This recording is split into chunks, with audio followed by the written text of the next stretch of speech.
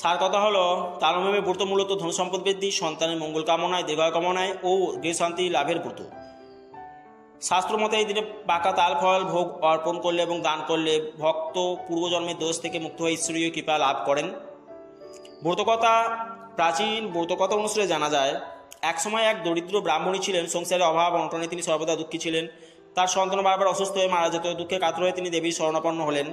তখন এক রাত্রে দেবী দুর্গা তাকে স্বপ্নে দর্শন দিয়ে বললেন, হে সধবা নারী, তুমি ভাদ্র মাসের শুক্লপক্ষে নবমী তিথিতে তাল ফল যদি অর্পণ করো, আমাকে ব্রত পালন করো, এর ফলে তোমার সংসারের দারিদ্রতা দূর হবে, সন্তান সৌভাগ্য লাভ করবে এবং গৃহে শান্তি নেমে আসবে। পরদিন ব্রাহ্মণী নবমীতে তাল ফল নিয়ে ব্রত পালন করলেন। সেই থেকে তার সংসারে ধন সম্পদের বৃদ্ধি হতে লাগলো। সন্তান সুস্থ দীর্ঘজীবী হলো। প্রতিবেশীরা তাদেরকে আশ্চর্য হয়ে তালমী ব্রত পালন শুরু করলো। সেই থেকে তালমী ব্রতের মাহাত্ম্য ও প্রচার শুরু হলো। লোক সমাজে প্রসিদ্ধ হয়ে উঠল এই ব্রত। এই ব্রতের ফলে সংসারে ধন সম্পদ ধনধান্য বৃদ্ধি প্রাপ্ত হয়। সন্তানের দীর্ঘায়ু, স্বাস্থ্য, সুস্বাস্থ্যের অধিকারী হয় তারা এবং সৌভাগ্য বৃদ্ধি প্রাপ্ত হয়।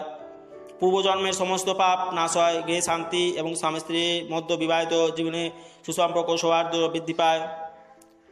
স্কন্দ পুরাণের নগরখণ্ডে একথা বলা হয়েছে।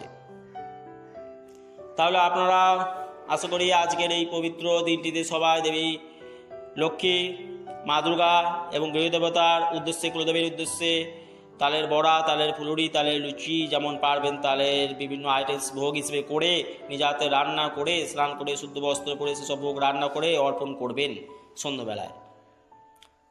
তো এরকম উপকারী ভিডিও আরও পেতে চ্যানেলটি সাবস্ক্রাইব করে দিন, ভিডিওটি লাইক করে দিন। Thank you.